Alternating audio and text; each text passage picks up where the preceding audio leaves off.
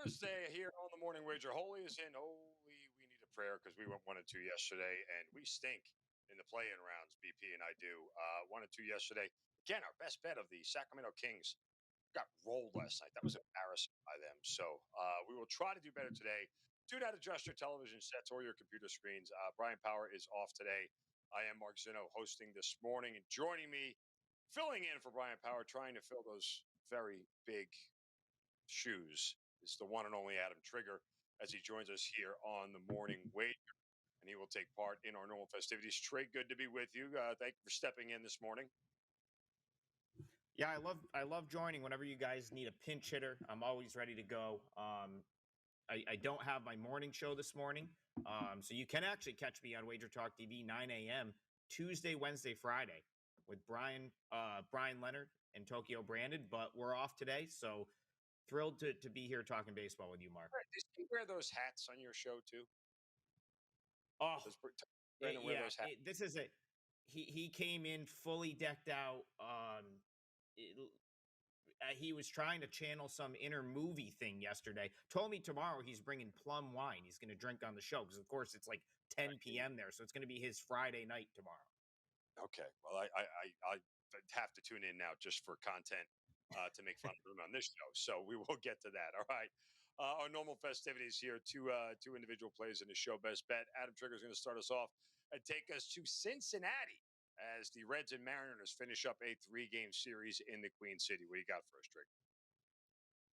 Well, I guess I have to report like a pretty big line move here since I gave this out to clients this morning. So this is a 4% play for me. Can't hold out on you guys. If Mark Zinno is going to invite me to do morning wager, I got to bring one of the things I'm actually going to play.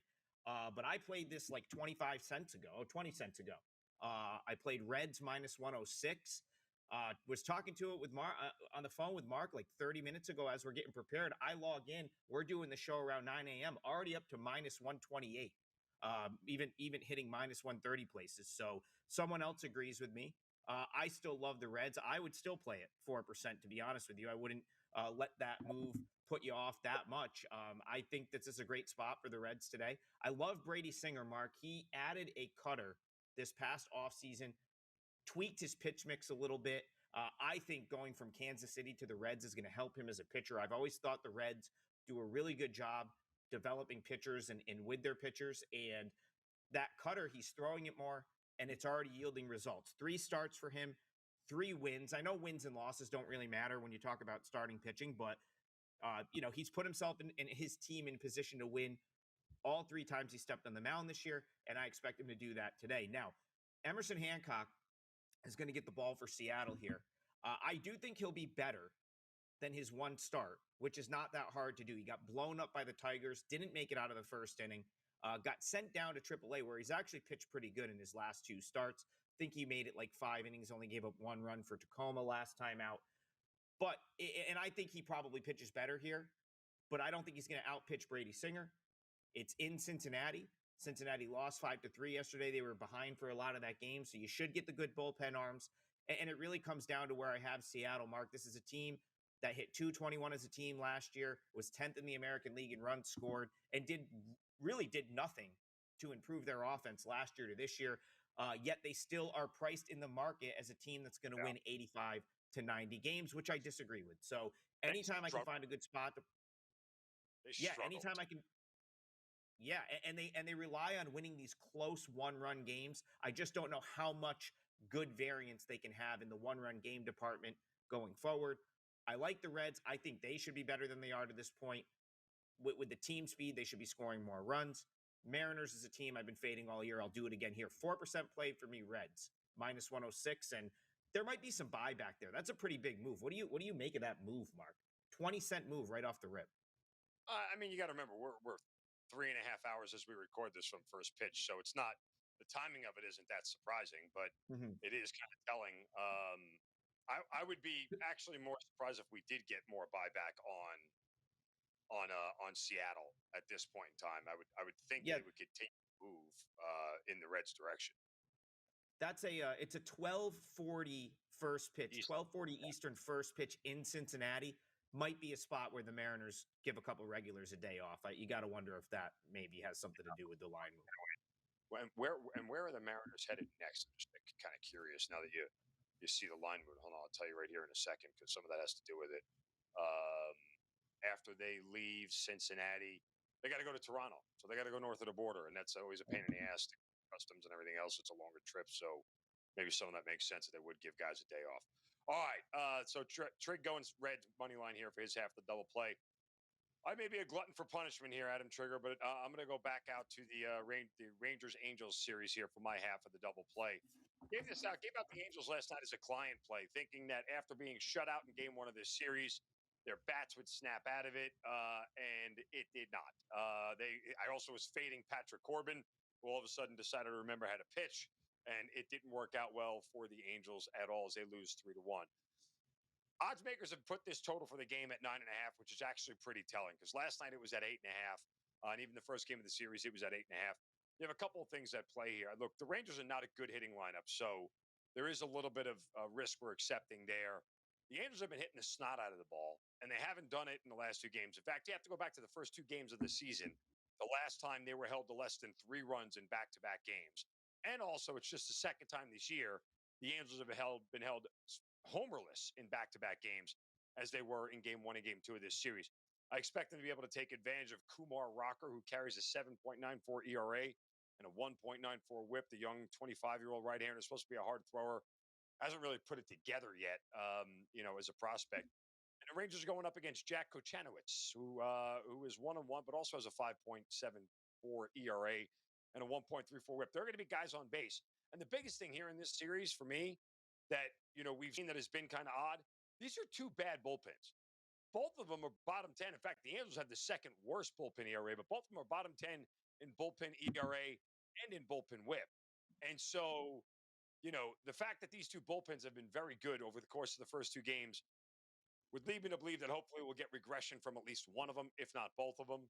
And we should get some runs scored here as the Angels, I would think, would do most of the heavy lifting here. So when I saw this total at 9.5, it kind of tipped my hand that odds makers are thinking the same thing I am, that we're not going to get another 3 and 4 run game like we did in the first two games of the series, that people will start hitting in this thing and the bullpens will show up as they get to both the starters and the back ends here. And so let's go over 9.5 for my half of the double play here on this Thursday morning. All right. You guys know I suck at promoting. I hate promoting, but I have to do this as part of the fiduciary responsibility of hosting this show. WagerTalk does have a sale right now running today through the 22nd. Pick and play. 7 days for just $77. It's $11 a day. You get 7 days of expert picks from your favorite WagerTalk handicappers. No limits, no restrictions. So essentially for the cost of lunch, you can get plays from Major League Baseball, NBA, NHL playoffs, UFC, soccer, golf, and more. Whatever capper you want. Again, 7 days for $77. No code necessary or anything like that. Just go to wagertalk.com. You'll get this promo here from now through the 22nd. See, I did my fiduciary responsibility. I am over at wt.buzz/MZ. I'll have 2 baseball plays today coming up. Trig, I know you just gave out one to the folks. What else do you have available at the site? Yeah, I like quite a bit today, so there's a good chance I'll have another MLB play up at some point. First one, 4%er on the Reds. That one goes early. So just stay tuned on the page. I'm more than likely going to have an MLB play at night tonight, and we'll probably have KBO in the morning. Just hit a 4% KBO right before we logged on here. So baseball's off to a good start, and we'll hope to keep it going today. Yeah, no, you guys, if you want some KBO, Trig is the guy to follow. I don't know why he knows so much about Korean baseball, but he does. And usually every tail that I have comes out putting money in my pockets. So KBO is the way to go for Adam Trigger. All right, time for our show best bet here. And we're going to go to Tampa as the Yankees, who are fresh up a sweep in New York of the Kansas City Royals. Tampa lost 2 of 3, the last 2 to the Red Sox at Steinbrenner Field, the place where the Yankees play their spring training games. So the Yankees are returning to their spring training home, which is now the Rays' regular home, to play their first series of the year. And we get a starter here that you and I enjoy fading for the Yankees, which is Will Warren, who I think is terrible.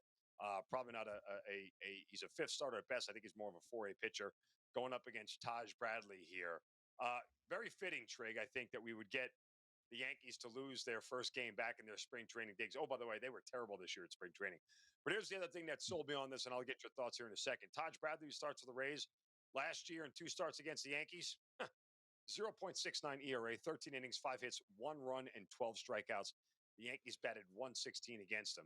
And I think last year's lineup was a better version than there is this year. So Rays are a favorite here. Pretty telling that the Rays are a favorite over the Yankees in the Yankee spring training ballpark here. So we'll back the Rays on the money line. Trig, your thoughts? Yeah, I mean, I don't dislike Will Warren. I just think he gets priced. I don't understand where he gets priced in his starts. Like he's probably like a fourth, fifth starter at the MLB level.